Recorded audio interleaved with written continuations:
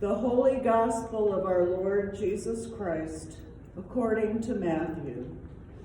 Glory to you, O Lord Christ. Jesus made the disciples get into the boat and go on ahead to the other side, while he dismissed the crowds. And after he had dismissed the crowds, he went up the mountain by himself to pray. When evening came, he was there alone.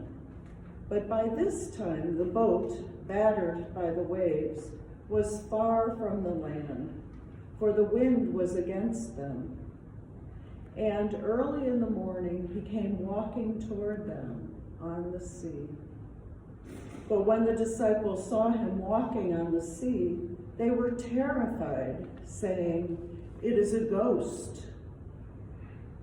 And they cried out in fear. But immediately Jesus spoke to them and said, "Take heart, it is I. Do not be afraid." Peter answered him, "Lord, if it is you, command me to come to you on the water." He said, "Come." So Peter got out of the boat, started walking on the water, and came toward Jesus. But when he noticed the strong wind, he became frightened, and beginning to sink, he cried out, "Lord, save me." Jesus immediately reached out his hand and caught him, saying to him, "You of little faith, why did you doubt?" When they got into the boat, the wind ceased, and those in the boat worshipped him, saying, "Truly, you are the Son of God." The Gospel of the Lord. Praise to you, O Lord Christ.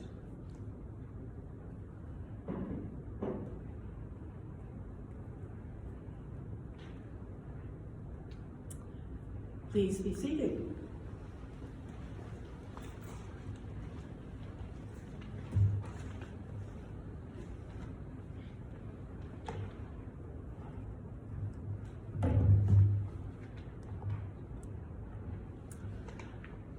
There's an Episcopal priest in Indiana who writes a blog about the upcoming lectionary texts.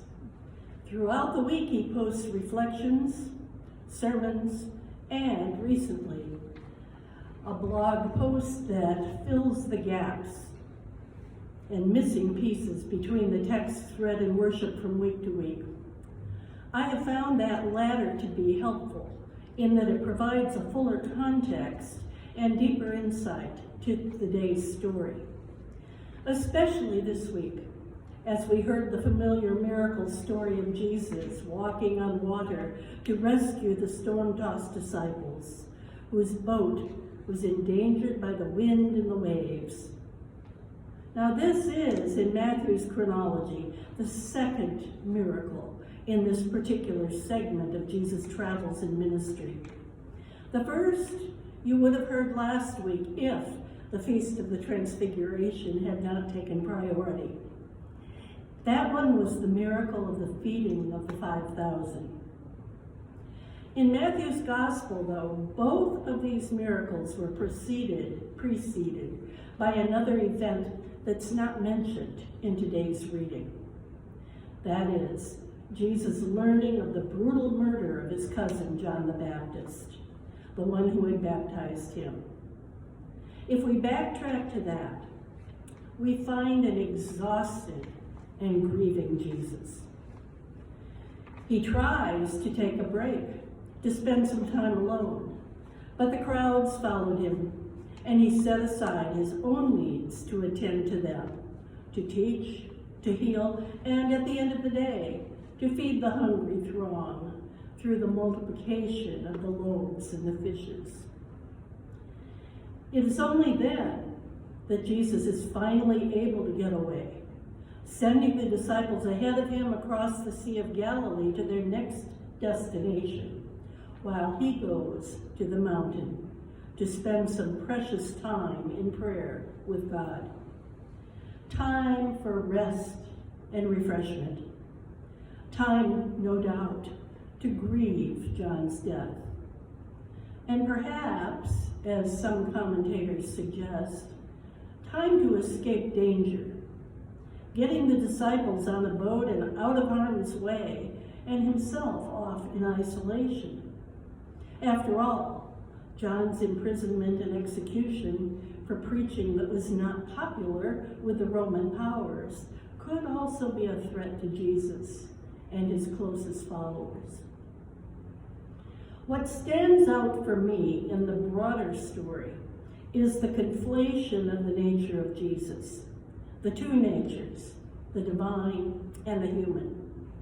For surely the miracles, the meal and the walking on water, point toward the divine. After the water rescue, the disciples even say, "You are truly the Son of God." Yet the very human is there also, the exhausted, physical and emotional, the grief, maybe even the fear of danger. This humanity of Jesus is providing solace to me right at this moment, and I suppose that's why this approach is calling out to me. For I am in a time of grief. Grief upon the untimely and unexpected death of a friend, mentor, and pastor. Grief at the imminent death of a colleague in ministry who has struggled with ovarian cancer and has now entered hospice. And not quite so imminent, the terminal pancreatic cancer of yet another colleague who has been given just months to live. The four of us have been close companions on this path and adventure of ministry for well over 30 years. And though our individual paths have branched off, we've still been able to have the occasional lunch together. It's been one of those relationships where time apart doesn't even matter. Where when we come together, it's as if no time has passed at all. We catch up on each other's lives and instantly reconnect. I'm sure you've experienced that with some of your closest friends. I tell you this not for your sympathy, but because I know that all of us experience grief at the loss of loved ones, whether it's through death or division or even geography. All of us are pulled up short by the fragility of human life, by the suffering of our friends, by the knowledge that our own well-being can change in a moment, and by fear of what that might look like. There's a comfort in knowing that Jesus had these feelings too, that Jesus knows firsthand what we experience and does not leave us to our own devices in the winds and the waves that batter our very souls. You see, Jesus does not stay on the mountain. In the early morning hours, the fourth watch of the night, sometime between 3 and 6 a.m., he emerges to join the disciples whose boat, at the mercy of a contrary wind, is unable to reach the shore. He returns to the tempest of the sea, saying, "Take heart, it is I, don't be afraid." Saying to Peter, "Come." And when Peter steps out onto the water, when he falters, when he takes his eyes off Jesus and begins to sink, he holds out his hand and returns him to the boat to safety. Just as he will do for us in the storms of our lives. For I am convinced that Jesus calls us from the boat, calls us to him, even when we risk falling or sinking like Peter. Even when we don't have a choice, when life sweeps us overboard, whether we choose to go or not. The first one of our quartet to die, our pastor and mentor, truly lived as close to a Christ-like life as I can imagine. not because she was ordained. It went back much further than that. She connected and attended to wide circles of people. She was the very personification of hospitality and generosity. And she showed up. My second friend, the one in hospice, is the model of hope and persistence, bearing pain and suffering with the same strength and courage that characterized her ministry to the homeless, the runaways, the discards of our society. And it seems now accepting the inevitability of her mortality with grace. My third friend, the gifts of pastoral presence and of being grateful for a life well lived, even when the winds raged around her. Reaching out with calm assurance to savor the beauty and the joy of every day she is given. All three have spent their lives in their own unique ways, getting out of the boat like Peter did. They've risked being vulnerable, whether they plunged in with intention or were swept out when the boat floundered. The lesson for me is that we need not be able to walk on water, to solve every problem and overcome every obstacle by ourselves.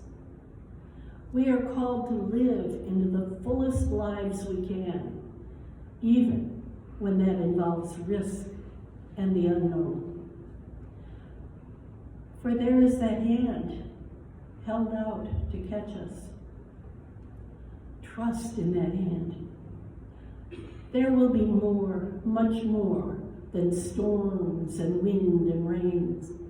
There will be sunrises and birdsong and unimaginable beauty and joy. For stepping out and moving toward that hand is to live fully and is to know that we are never alone. Amen.